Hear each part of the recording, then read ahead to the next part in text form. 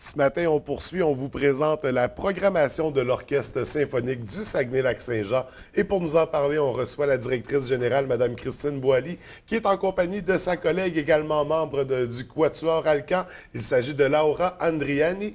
Alors, bienvenue à toutes les deux. Ça va bien ce matin? Bonjour. Très bien, bonjour. Écoutez, on va d'abord présenter les grandes lignes. Donc, l'Orchestre symphonique du Saguenay-Lac-Saint-Jean, vous, pour votre part, ça fait presque 5 ans que vous en êtes directrice. Comment se déroule votre expérience jusqu'à maintenant? Bien, c'est une super belle expérience, c'est sûr. Quand on travaille pour une institution comme l'Orchestre symphonique, on est très heureux tous les jours de rentrer au travail, d'écouter le Quatuor Alcan qui pratique dans le local à côté. C'est mon train de vie quotidien. Alors, c'est une très belle expérience. Je suis très heureuse d'être là. Et puis cette année, bien, c'est vraiment une année particulière. C'est une grosse année dans l'histoire de l'orchestre qui a maintenant 37 ans. Alors, on est en processus de succession pour notre poste de chef d'orchestre et directeur artistique. Ça fait plus qu'un an maintenant qu'on est dans le processus. Toutes les étapes ont été faites pour sortir 3 candidats qui sont avec nous cette année, qu'on leur a offert de diriger un concert de notre saison régulière. Fait que la première arrive pour décembre. Ensuite, en février et en mars, on va avoir un candidat à la succession du chef. Et ça, ce sera pour la prochaine saison. Oui, le nouveau chef devrait être nommé en mai, qu'on va lancer la prochaine saison, soit 2016 ou 2017. Et donc, une année très importante pour l'Orchestre symphonique, avec justement ce départ pour la fin de la saison qu'il faut remplacer. Puis on parle de 3 candidats qui ont resté. Je me souviens, à un moment donné, on parlait d'une quarantaine de candidatures, dont la moitié qui venait de l'extérieur du Canada. C'est intéressant de voir. On a eu une très belle réponse, beaucoup de succès dans notre annonce et beaucoup d'enthousiasme aussi parce que c'est très particulier. Des chefs d'orchestre, ça se promène beaucoup. Hein? Les grands chefs, ils ont plusieurs orchestres attitrés, fait qu'ils sont dans l'avion la moitié de leur vie, c'est sûr. Et nous, on a demandé que le chef s'installe dans la région parce qu'on a besoin de soutien pour développer notre musique qui a tendance à ralentir un petit peu la relève et tout ça. On a exigé que le chef soit en résidence au Saguenay 30 semaines par année minimum. Puis ça marche quand même. Les gens sont intéressés de venir travailler avec nous. Puis il y a beaucoup d'enthousiasme, il y a beaucoup d'intérêt. Une belle région comme le Saguenay, hein? C'est pas difficile de s'y installer. Et d'ailleurs, pour votre part, vous êtes membre de l'Orchestre symphonique depuis combien de temps? C'est ma 13e année au Saguenay. 13e année au Saguenay en plus? Oui. Donc, comment vous la trouvez, la région? Après 12 hivers, je pense que j'ai le droit de dire que c'est une magnifique région. Remplie de couleurs. C'est magnifique. Les gens ici sont très spéciaux. Oui. On ne se trompe pas. Donc, on a une très belle communauté. On a un excellent public qui nous suit dans la série de l'orchestre. Et, je peux dire, c'est vraiment comme une famille. Donc, on est très, très heureux de vous présenter une saison qui est très, très riche. On a beaucoup de couleurs, de nouveaux visages, des artistes invités qui sont encore jamais venus ici dans la région. Donc, on est quand même fiers de les accueillir ici. Avec les programmations des 3 chefs invités, on a un peu la même formule. Ils vont diriger une pièce orchestrale, une pièce avec soliste, une pièce avec le chœur symphonique. C'est très important dans le processus de sélection aussi d'avoir différentes tâches. Donc, ça va être très, très, très intéressant. Oui. On a des excellents solistes. Alors, avec Dina Gilbert qui va diriger en décembre, la première candidate. On a une excellente chanteuse. J'ai eu la chance de l'entendre à Montréal dimanche après-midi. Elle est formidable. Elle est canadienne d'origine ou Canadienne Gilbert, d'origine. La chanteuse est Mireille Lebel. Mireille Lebel. Oui, elle a étudié à Montréal. Elle est origine de la Colombie-Britannique, si je ne me trompe pas.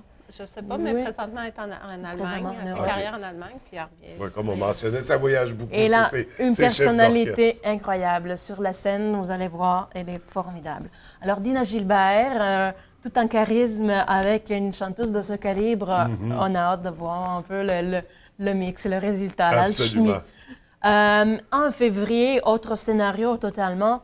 Geneviève Leclerc, deuxième candidate, avec Stéphane Tétrault, la voix de violoncelle avec tout un instrument. Il va avoir un Stradivari sur la scène. Il va nous jouer le concerto de Schumann. C'est magnifique. OK, un Stradivarius.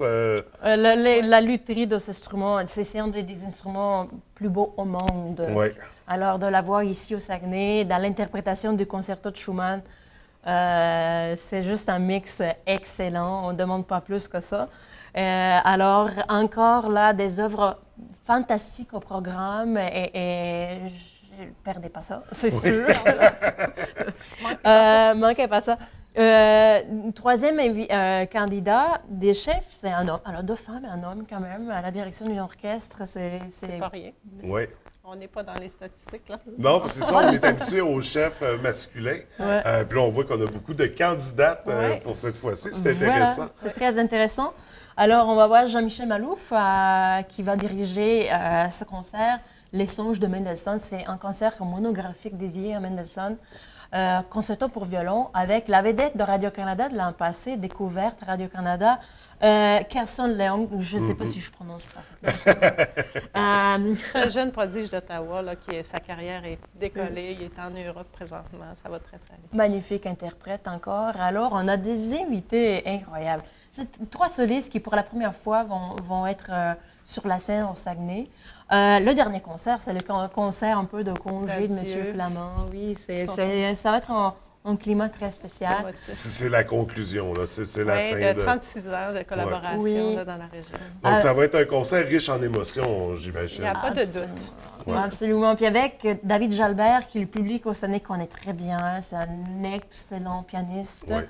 Et dans l'interprétation de concerto numéro 2 de Brahms, on ne demande pas plus que ça. C'est vraiment une œuvre extraordinaire, assez longue et très élaborée. Ça va être magnifique. C'est l'œuvre que M. Clément voulait faire avant de partir. Ça va vraiment être le summum, là, Oui. la cerise. Là, on va sur- atteindre le pic de la saison, c'est certain. Ouais.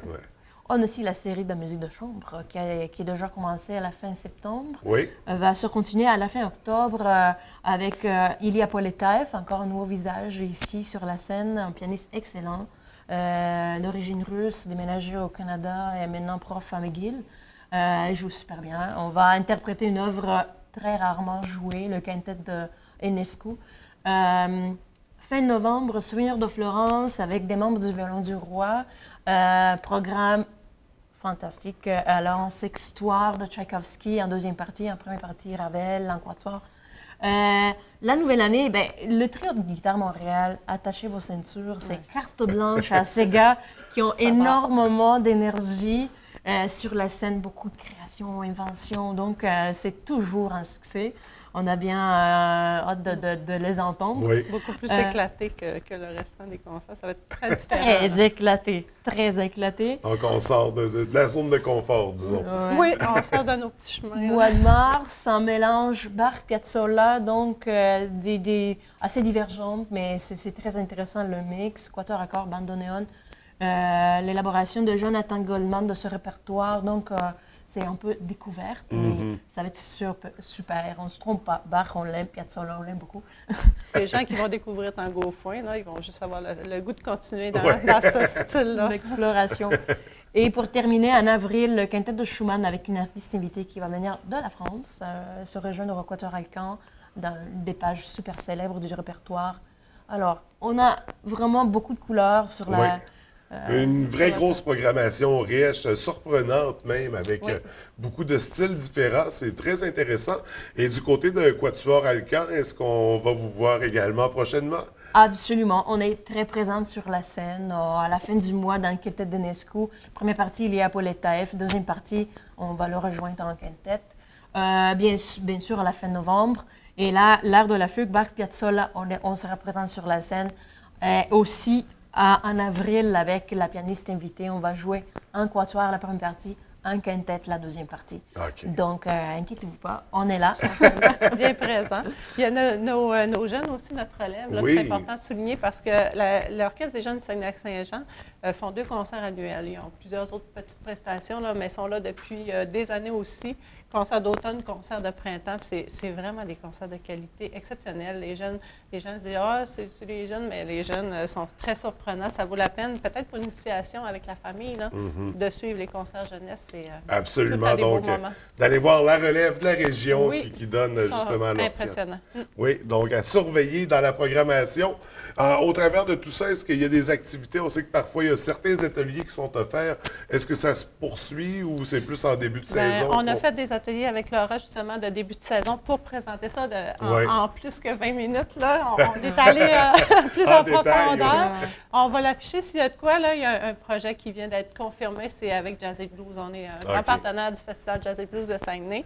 On présente un super duo de piano qui s'appelle le duo Caméléon. Allez googler ça. Ça va être impressionnant. Il va y avoir de la note à la seconde là-dedans. C'est deux amis de l'orchestre, deux pianistes qui sont venus avec nous régulièrement, qui ne rentrent pas nécessairement dans notre programmation classique. Là, ça va être quelque chose. Fait que Jazz et Blues, on va être là. Donc, c'est à surveiller. Pour consulter l'ensemble de la programmation, la voir en détail, vous avez un site Internet. Site web www.l'orchestre.org. Oui. Puis vous nous appelez pour n'importe quelle question. Ça va nous faire plaisir de vous aider à choisir le meilleur. Donc, on n'hésite pas de communiquer avec vous.